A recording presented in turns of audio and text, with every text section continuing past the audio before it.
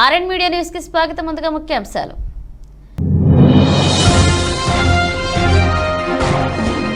నన్ను గెలిపించకపోతే దేశంలో రక్తపాతమే, Donald Trump హెచ్చరిక.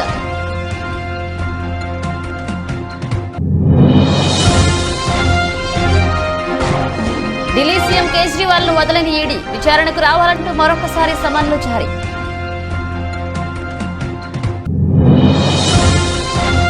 విశాఖలో కాంగ్రెస్ సభ, జగన్, చంద్రబాబు, పవన్ కళ్యాణ్ పై తీవ్ర విమర్శలు చేసిన తెలంగాణ సీఎం రేవంత్ రెడ్డి.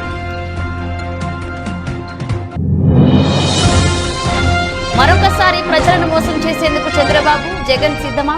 విశాఖలో ఏపీ సీఎంపై షర్మిలా ఫైర్.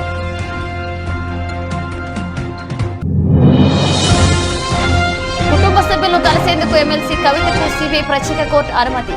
కవితను కలనున్న KTR, Harish Rao.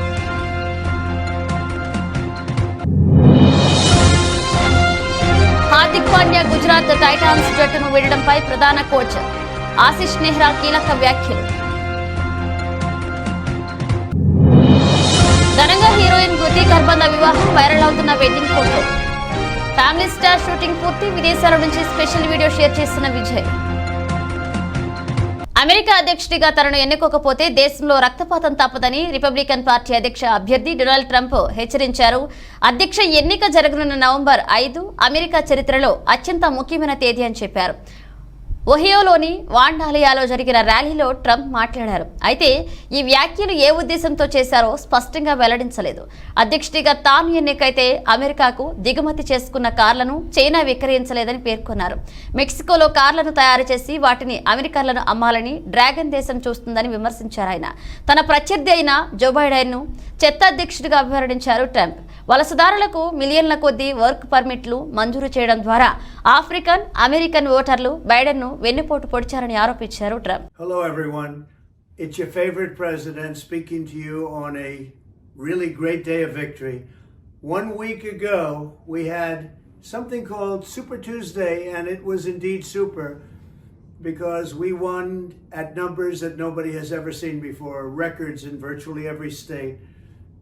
And tonight likewise, but this one got us over the top. The Republican National Committee has just declared us the official nominee, and so we're the official nominee of the Republican Party, which is a big deal. But most importantly, we now have to go into victory because our country's in serious trouble. We have millions and millions of people flowing in. We have no respect on the world stage. What we say doesn't mean a thing anymore. And to have that happen is unthinkable. We have an economy that outside of certain little areas is doing very poorly. And we have something very, very important. We have a United States military that has to be taken care of. Again, this was a great day of victory. Last week was something very special, Super Tuesday. But now we have to get back to work because we have the worst president in the history of our country. His name is Joe Biden, sometimes referred to as Crooked Joe Biden, and he must be defeated. Our nation is failing. We're a nation that is in serious decline. We've never had a situation like this where we're not respected, we're laughed at, we're considered almost a joke. We're going to turn it around. We're going to drill, baby, drill. We're going to close our borders. We're going to do things like nobody's ever seen before. And we're going to make our nation's economy be the best ever in the world. We had the best economy ever just a short while ago, and we're going to have that again. We're going to have people come into our country. Delhi liquor policy కేసుకు సంబంధించి money laundering కేసులో ఆదివారం Aam Aadmi party అధినేత Delhi CM Arvind Kejriwal కు enforcement directorate ED మరొకసారి సమన్లు పంపింది. మార్చి 21న ED కార్యాలయానికి వచ్చి విచారణకు సహకరించాలని కేజ్రీవాల్ ను దర్యాప్తు సంస్థ కోరింది. ఇప్పటికే లిక్కర్ పాలసీ కేసులో విచారణకు హాజరు కావాలని ఢిల్లీ సీఎం కు 8 సార్లు సమన్లు జారీ చేసిన ఈడీ తాజాగా 9వసారి సమన్లు జారీ చేసింది. ఢిల్లీ లిక్కర్ పాలసీ కేసులో విచారణకు రావాలని కేజ్రీవాల్కు ఈడీ ఇప్పటికే 8 సార్లు సమన్లు పంపించింది. అయితే ఈడీ సమన్లు చట్టవిరుద్ధమని బీజేపీ కుట్రపూరిత రాజకీయాల్లో భాగంగానే లిక్కర్ ఫారసీ కేసు అంటూ పేర్కొన్న కేజ్రీవాల్ ఈడీ సమన్లకు స్పందించలేదు. దీంతో తమ విచారణకు హాజరు కావడం లేదని పేర్కొంటూ ఈడీ ఢిల్లీలోని రౌస్ ఎవెన్యూ కోర్టులో కేజ్రీవాల్ పై 2 సార్లు ఫిర్యాదు చేసింది. ఈడీ సమన్ల కేసులో శనివారం ఉదయం కేజ్రీవాల్ ఢిల్లీలోని రౌస్ ఎవెన్యూ కోర్టులో హాజరయ్యారు. అయితే చీఫ్ మెట్రోపాలిటన్ మెజిస్ట్రేట్ ఆయనకు బెయిల్ మంజూరు చేసింది. బెయిల్ మంజూరైన మరుసటి రోజే కేజ్రీవాల్ కు మరొకసారి 9వసారి సమన్లు జారీ చేయడం చర్చనీయాంశంగా మారింది.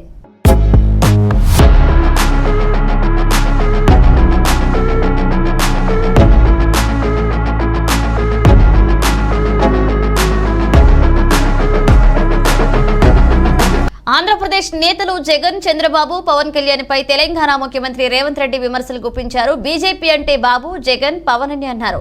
విశాఖలో నిర్వహించిన కాంగ్రెస్ సభలో రేవంత్ రెడ్డి మాట్లాడుతూ వైసీపీ, టీడీపీ, జనసేనలో ఎవరు గెలిచినా మోదీ పక్కనే చేరాలని విమర్శించారు. ఆయన మోదీని నిలదీసే ధైర్యం జగన్, చంద్రబాబు, పవన్ లో ఎవరికైనా ఉందా అని రేవంత్ రెడ్డి అన్నారు. వెన్నుముకలేని నాయకులు ప్రజల సమస్యలు పరిష్కరించలేరని అన్నారు. ఈ సభను చూస్తుంటే హైదరాబాద్ లో తాను నిర్వహించిన సభ గుర్తొస్తుందని చెప్పారు. ఏపీలో కాంగ్రెస్ లో వైఎస్ఆర్ బిడ్డ వైఎస్ షర్మిల సభ పెడితే అద్భుతంగా విజయవంతం అవుతుందని అక్కడే చెప్పానని తెలిపారు. వైఎస్ఆర్ వారసులు ఎవరనే అనుమానాలు ఉండొచ్చని, వైఎస్ఆర్ సంకల్ప దీక్షను నిలబెట్టే వారే వారసులవుతారని అన్నారు. రాజశేఖర్ రెడ్డికి అసలు వారసురాలు షర్మిలారెడ్డి అని చెప్పారు. షర్మిలకు ప్రజల మద్దతు ఇవ్వాలని కోరారు రేవంత్ రెడ్డి. వైఎస్ షర్మిల గారి నాయకత్వంలో విశాఖపట్నంలో ఏర్పాటు చేసిన న్యాయ సాధన సభ, విశాఖ ఉక్కు ఆంధ్రుల హక్కు అని వేలాదిగా మీరు తరలి వచ్చి రాజశేఖర రెడ్డి గారి అభిమానులుగా మీ ఉక్కు కర్మాగారాన్ని ఆనాడు త్యాగాల పునాదుల మీద సాధించుకున్న మీరు ఇవాళ విశాఖ ఉక్కును కాపాడుకోవాలని ఒక కార్యక్రమాన్ని ఏర్పాటు చేస్తే, ఈ కార్యక్రమంలో పెద్దలు రఘువీరారెడ్డి గారు CWC member, doctor YS Rajasekhara Reddy గారి ఆత్మ అడుగడుగున ఆయనను వెన్నంటి నిలబడ్డ డాక్టర్ కేవీపీ రామచంద్రరావు గారు, అదేవిధంగా కేంద్ర మంత్రివర్యులు పల్లం రాజు గారు, అదేవిధంగా సిపిఐ నాయకులు నారాయణ గారు, సిపిఎం నాయకులు, అదేవిధంగా కాంగ్రెస్ పార్టీ కార్యనిర్వాహక అధ్యక్షులు, జిల్లా పార్టీ అధ్యక్షులు మిత్రుడు రుద్రరాజు గారు, అదేవిధంగా మండల పార్టీ నాయకులు, గ్రామస్థాయి నాయకులు, రాజశేఖర రెడ్డి గారి అభిమానులందరికీ కూడా హృదయపూర్వకంగా నమస్కారం తెలియజేస్తున్న మిత్రులారా, ఈరోజు వైఎస్ షర్మిల గారి నాయకత్వంలో ఈ సభను చూస్తుంటే నాకు విశాఖపట్నంలో ఉన్నట్టు లేదు. హైదరాబాదు నగరంలో, తెలంగాణలో నేను నా కార్యకర్తలతో ఏర్పాటు చేసిన సభ ఎంత విజయవంతం అవుతుందో, వేలాది మంది వచ్చి అండగా నిలబడతారో ఇవాళ ఇక్కడ చూస్తుంటే నాకు హైదరాబాద్ నగరంలో కాంగ్రెస్ పార్టీ సభను ఏర్పాటు చేసినట్టుగా ఉంది. వాస్తవంగా నేను ఈ సభకు రావాలనుకున్నప్పుడు కొంతమంది మిత్రులు అన్నారు, అక్కడ కాంగ్రెస్ పార్టీ లేదు కదా, మీరెళ్ళి సభ వైఫల్యం చెందితే మనకు చెడ్డ పేరు వస్తుంది కదా అని. అంటే నేను ఒక మాట చెప్పిన వాళ్లకు, వైఎస్ఆర్ బిడ్డ, వైఎస్ఆర్ ఆశయ సాధన కోసం, విశాఖ ఉక్కును కాపాడాలనే ఉక్కు సంకల్పం కోసం షర్మిలమ్మ సభ పెడితే తప్పకుండా ఆయన అభిమానులు అందరూ అక్కడికి వస్తారు, అండగా నిలబడతారని నేను వారికి చెప్పిన ఆ నమ్మకం, విశ్వాసం డాక్టర్ వైఎస్ఆర్ మీద మీరు చూపించి షర్మిలమ్మను ఆశీర్వదించి విశాఖ ఉక్కును కాపాడుకోవడానికి వచ్చినందుకు మీకు అందరికీ మనస్ఫూర్తిగా ధన్యవాదాలు తెలియజేస్తున్న మిత్రులారా, భౌగోళిక రాష్ట్రాలుగా విడిపోయినాం. ఇక్కడ ఉన్నప్పుడు మనకు ఆంధ్రప్రదేశ్, తెలంగాణ, కానీ మన హక్కుల కోసం మన ఆస్తులు కొల్లగొట్టడానికి ఢిల్లీ పెత్తందారులు మన మీద దండయాత్ర చేస్తే మనం తెలుగు వాళ్ళం, మనం అన్నదమ్ములం, ఒకరికి ఒకరం అండగా నిలబడి ఢిల్లీ నుంచి సుల్తానులు వచ్చినా, జాగీర్దారులు, జమీందారులు వచ్చినా తెలుగు గడ్డ మీద జాగ్ స్టీల్ ప్లాంట్ కోసం సీఎం జగన్ ఎందుకు ఉద్యమం చేయలేదని ఏపీ కాంగ్రెస్ అధ్యక్షులు వైఎస్ షర్మిల ప్రశ్నించారు. వైజాగ్ స్టీల్ ప్లాంట్ కోసం సీఎం జగన్ ఎందుకు ఉద్యమం చేయలేదని ఏపీ కాంగ్రెస్ అధ్యక్షులు వైఎస్ షర్మిల ప్రశ్నించారు. తమ ప్రాణాలు అడ్డువేసి అయినా సరే స్టీల్ ప్లాంట్ ను కాపాడుకుంటామని ప్రకటించారు. విశాఖ ఉక్కు ఆంధ్రుల హక్కు పేరుతో శనివారం సాయంత్రం స్టీల్ ప్లాంట్ ఆవరణంలో ఏర్పాటు చేసిన సదస్సులో ఆమె మాట్లాడారు. ఇప్పటికే గంగవరం పోర్టును ఆదానికి అప్పగించారు. విశాఖ స్టీల్ ప్లాంట్ పై కుట్రలు పన్నుతున్నారని అన్నారు.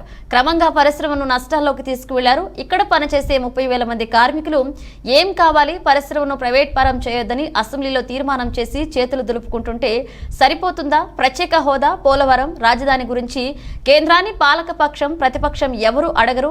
ఒక్కరంటే ఒకరైనా కార్మికులకు మద్దతుగా నిలిచారా? సిద్ధం సభలకు జగన్ 600 కోట్లు ఖర్చు పెడుతున్నారని, ప్రజలను మరొకసారి మోసం చేసేందుకు ఆయన సిద్ధమయ్యారంటూ షర్మిల విమర్శించారు. రాష్ట్రంలో ఎక్కడ చూసినా ల్యాండ్ మైనింగ్, లిక్కర్ మాఫియా అనే సంపూర్ణ మద్యపాన నిషేధమని హామీ ఏమైందంటూ ప్రశ్నించారు. పూర్తిగా మద్య నిషేధం చేయకపోతే వచ్చే ఎన్నికల్లో ఓట్లు అడగనన్నారు. చివరికి ప్రభుత్వమే మద్యం విక్రయిస్తుంది. 10 ఏళ్లుగా కేంద్రంలో అధికారంలో ఉన్న భాజపా రాష్ట్రానికి ఏమైనా ఇచ్చిందా అంటూ ప్రశ్నించారు. ఒక ఊరి అభ్యర్థులను మరొక ఊరికి మార్చడం ఎప్పుడూ చూడలేదన్నారు.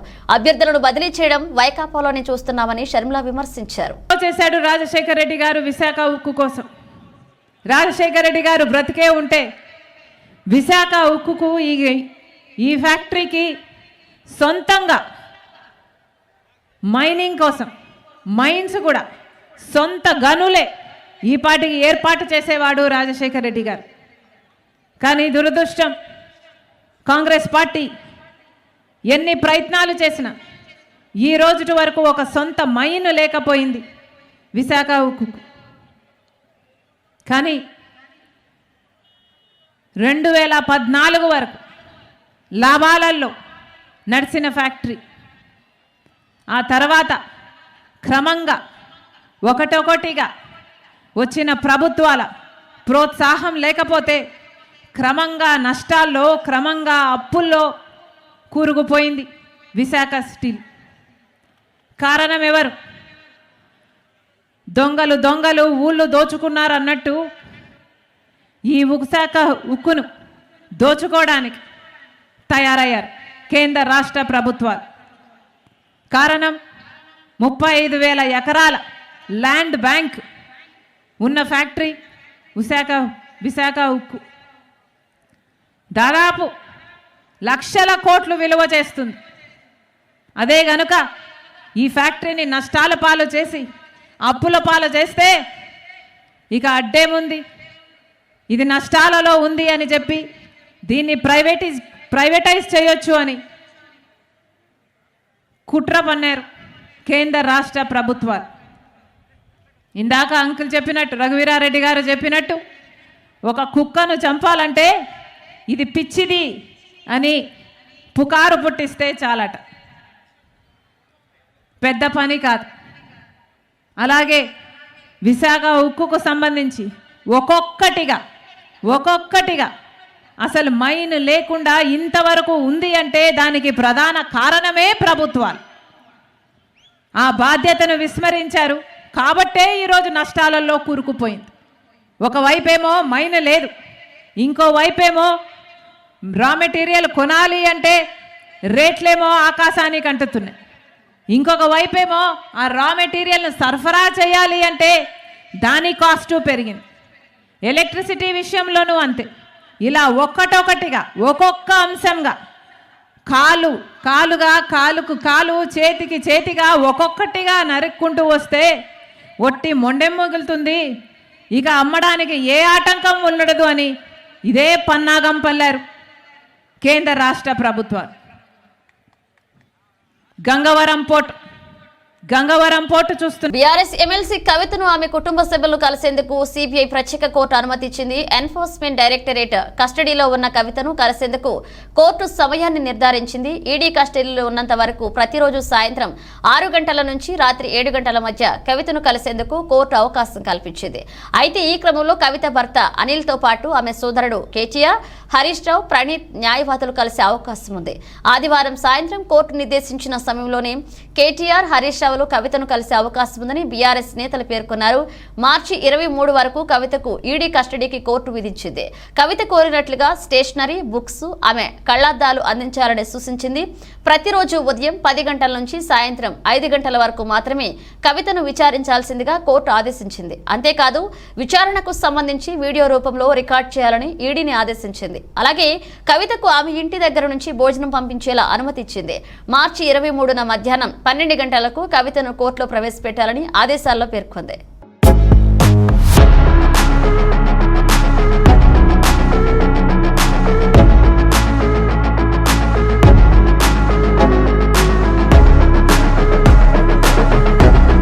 ఇండియన్ ప్రీమియర్ లీగ్ ఐపీఎల్ 2024 టోర్నీ ఈ నెల 22 నుంచి ప్రారంభం కానుంది. తొలి match Chennai super kings, royal challengers Bengaluru జట్ల మధ్య జరగబోతుంది. ఈసారి ఐపీఎల్ జట్లో ప్రధాన ఆకర్షణగా హార్దిక్ పాండ్యా నిలబోతున్నారు. ముంబై ఇండియన్స్ జట్టు సారథిగా బరిలోకి దిగనున్న పాండ్యా జట్టును ఏ మేరకు విజయ్ తీరాలకు చేర్చుతాడు, రోహిత్ శర్మ తరహాలో ముంబై జట్టును విజేతగా నిలుపుతాడా అనే అంశాలపై అందరూ ఆసక్తిగా ఎదురు చూస్తున్నారు. మరొక వైపు రోహిత్ ను కెప్టెన్సీ నుంచి తొలగించడంపై ముంబై జట్టు రోహిత్ ఫ్యాన్స్ సోషల్ మీడియా వేదికగా మండిపడుతున్నారు. ఈ క్రమంలో జట్టును ముందుకు నడిపించడంలో హార్దిక్ పాండ్యా ఏమాత్రం విఫలమైనా అతని క్రికెట్ కెరీర్ పైన ప్రభావం పడే అవకాశం ఉందని మాజీలు పేర్కొంటున్నారు. అయితే తాజాగా హార్దిక్ పాండ్యా గుజరాత్ టైటాన్స్ జట్టును వీడడంపై ఆ జట్టు ప్రధాన కోచ్ ఆశిష్ నెహ్రా కీలక వ్యాఖ్యలు చేశారు. హార్దిక్ పాండ్యా గుజరాత్ టైటాన్స్ జట్టును వీడి ముంబై ఇండియన్స్ జట్టులో చేరడం అనేది ఆయన ఇష్టం. అతన్ని నేనే ఆపేందుకు ఎప్పుడూ ప్రయత్నించలేదు. క్రీడల్లో ఏం జరిగినా ముందుకు సాగిపోవాలి. హార్దిక్ పాండ్యా తరహాలో అనుభవజ్ఞుడు దొరకడం కష్టమన్నారు ఆయన. ఈసారి మహమ్మద్ షమీ కూడా మాకు అందుబాటులో లేడు. అందుబాటులో ఉన్న ఆటగాళ్లతోనే ఐపీఎల్ 2024కు సన్నద్ధమవుతున్నాం. ఐపీఎల్తో తొలుత హార్దిక్ ముంబై జట్టుకి ఆడాడు. మళ్లీ తిరిగి ఆ జట్టుకే కెప్టెన్ గా వెళ్తున్నాడు. ముంబై కాకుండా వేరే జట్టుకు వెళ్తే ఆపేవాడినేమో అంటూ ఆశిష్ నెహ్రా వ్యాఖ్యానించారు.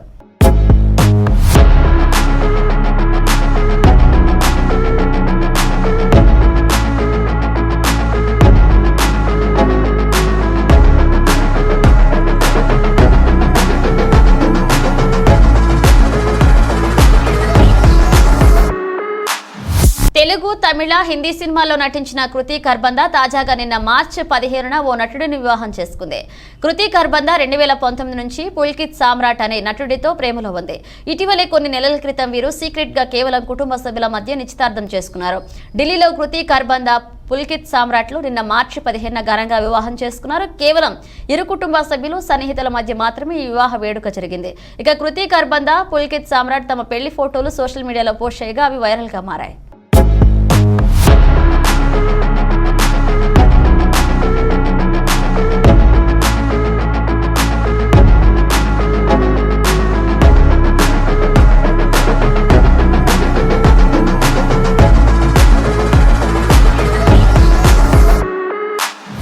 లైగర్ సినిమా భారీ పరాజయం తర్వాత విజయ్ దేవరకొండ ఫ్యామిలీ స్టార్ అంటూ రాబోతున్నాడు. గతంలో తనకి గీతా గోవిందం లాంటి 100 కోట్ల హిట్ సినిమా ఇచ్చిన పరశురామ్ దర్శకత్వంలో ఈ సినిమా తెరకెక్కుతుంది. దిల్ రాజు నిర్మాణంలో తెరకెక్కుతున్న ఈ సినిమాలో మృణిల్ చాగు హీరోయిన్ గా నటిస్తున్నారు. ఇప్పటికే ఈ సినిమా నుంచి గ్లిమ్స్, టీజర్, సాంగ్స్ రిలీజ్ చేసి మంచి అంచనాలు నెలకొల్పారు. ఫ్యామిలీ స్టార్ సినిమా మిడిల్ క్లాస్ ఫ్యామిలీలకు కనెక్ట్ అవుతూనే విజయ్ డాన్స్ కి కావాల్సిన మాస్ అంశాలు కూడా ఉండబోతున్నట్లుగా తెలుస్తుంది. తాజాగా ఈ సినిమా షూటింగ్ పూర్తయినట్లుగా చిత్ర యూనిట్ ప్రకటించింది. విజయ్ దేవరకొండ, మృణిల్ టాగు, డైరెక్టర్ పరశురామ్ షూటింగ్ పూర్తయిన సందర్భంగా కౌగిలించుకుని ఆనందం వ్యక్తం చేస్తూ మా షూట్ కంప్లీట్ అయిందని విదేశాల్లో షూటింగ్ లొకేషన్ నుంచి ఓ వీడియోని రిలీజ్ చేశారు. ప్రస్తుతం ఫ్యామిలీ స్టార్ షూటింగ్ అయిపోయింది అంటూ రిలీజ్ చేస్తున్న ఈ చిన్న వీడియో వైరల్ గా మారింది. త్వరలోనే ఈ సినిమా ట్రైలర్ రిలీజ్ చేయనున్నారు. ఇక ఫ్యామిలీ స్టార్ సినిమా ఏప్రిల్ 5న థియేటర్స్ లోకి రానుంది. విజయ్ ఫ్యాన్స్ ఈ సినిమా కోసం ఆతృతగా ఎదురు చూస్తున్నారు. ఈ సినిమాతో ఎలాగైనా హిట్ కొట్టాలని భావిస్తున్నారు.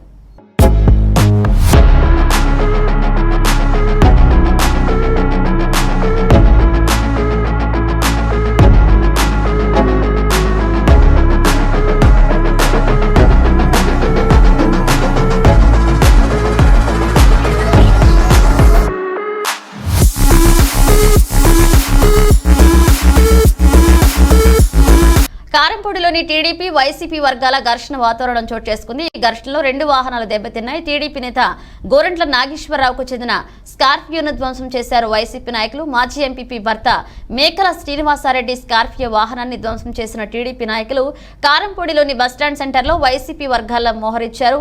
బస్ డిపో వద్ద టీడీపీ వర్గాలు మోహరించారు. పోలీసులు రంగప్రవేశం చేసి ఇరు వర్గాలను చెదరగొట్టే ప్రయత్నం చేశారు పోలీసులు.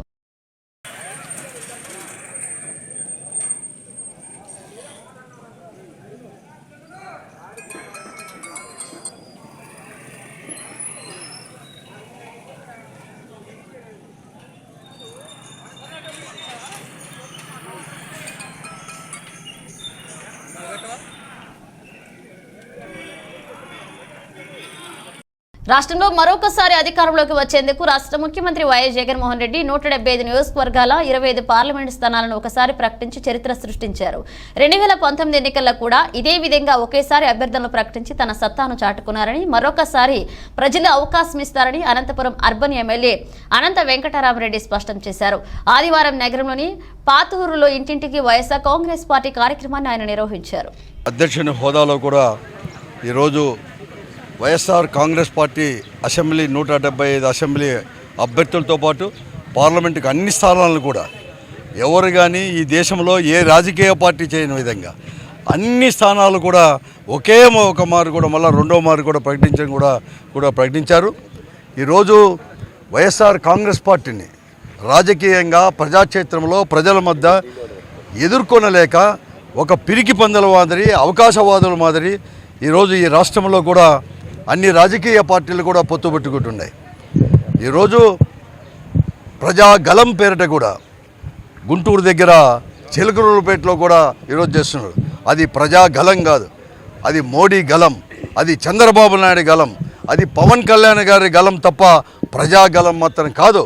ప్రజల యొక్క వాయిస్ ఈరోజు వైఎస్ఆర్ కాంగ్రెస్ పార్టీ ఈరోజు 5 సంవత్సరాల్లో కూడా అధికారంలో ఉన్నా కూడా మేము కూడా ఈరోజు కేవలం ప్రజల యొక్క సంక్షేమే పరమావధిగా కూడా ఈరోజు మేము ముందుకు పోయాం.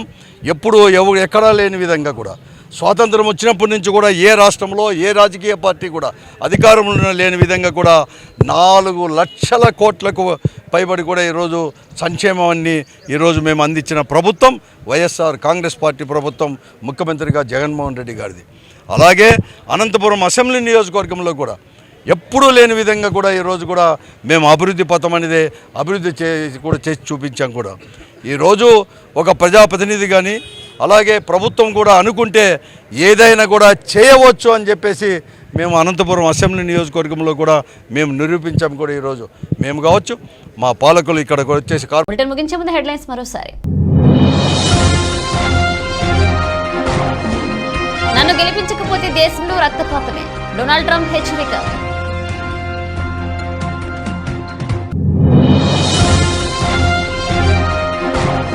ఢిల్లీ సీఎం కేజ్రీవాల్ ను వదలని ఈడీ, విచారణకు రావాలంటూ మరొకసారి సమన్లు జారీ.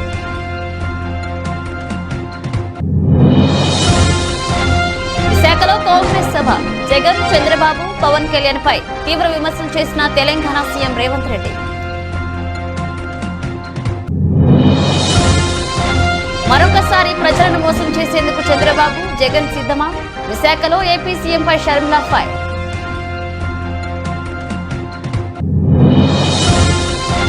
కుటుంబ సభ్యులను కలిసేందుకు ఎమ్మెల్సీ కవితకు సిబిఐ ప్రత్యేక కోర్టు అనుమతి.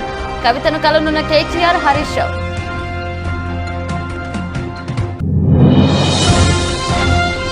హార్దిక్ పాండ్యా గుజరాత్ టైటాన్స్ జట్టును వీడడంపై ప్రధాన కోచ్ ఆశిష్ నెహ్రా కీలక వ్యాఖ్యలు. ఘనంగా హీరోయిన్ కృతి గర్భంద వివాహం, వైరల్ అవుతున్న వెడ్డింగ్ ఫోటోలు. ఫ్యామిలీ స్టార్ షూటింగ్ పూర్తి, విదేశాల నుంచి స్పెషల్ వీడియో షేర్ చేస్తున్న విజయ్. ఇవి ఇప్పుడు ఒక అప్డేట్స్, మన అప్డేట్స్తో మళ్ళీ కలుద్దాం.